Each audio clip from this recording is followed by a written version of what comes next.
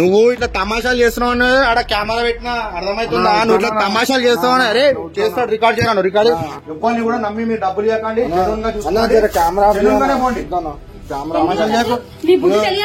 తెలియాలి కదా నువ్వు ఇంత మోసాలు చేస్తున్నావు అని చెప్పేది.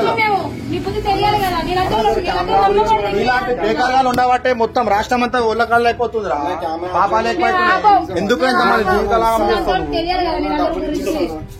చేస్తావు? కూర్చో, నువ్వు కూర్చో. నువ్వు ఎంత ఫ్రాడ్ గా, అది కాదన్నా వీడు ఎంత ఫ్రాడ్ గా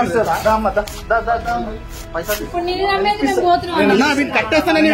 నేను ఇలా కట్టేస్తాను, కట్టి పడే బరాబర్ పెడతా. అరే నీ అట్లాంటి దొంగన కొడుకులని పబ్లిక్ అందరు చూడాలి, పబ్లిక్ అందరు చూడాలి,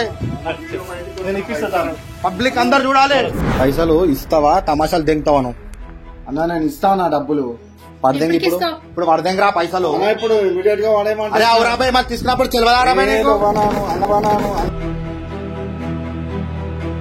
నీ ముఖం చూసిన ఇంతసేపు నేను గమ్మునుకుంటున్నా అన్న. నేను చెప్తున్నా, నేను లేకపోతే నేను బొక్కలు ఇడగొట్టకపోతే నేను మళ్ళీ చెప్తున్నా చూడు, మంచిగా తమాషాలు చేస్తున్నా. కూర్చో,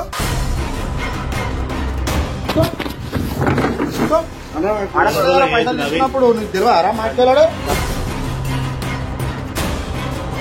నేను ఇస్తా పోం. అది కాదు నా పోడు కాదు.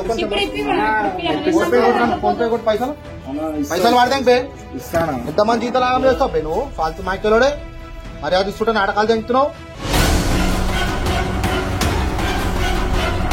ఇట్లాంటి బేకార్ నా కొడుకు నమ్మి నువ్వు పైసలు ఇస్తావు. అరే అప్పుడు ల్యాండ్ అని ఉండే కదరా భయ్, వాళ్ళు వచ్చిర్రా భయ్. ఎంత మందిని మోసం చేసింది తెలుసా ఇడు?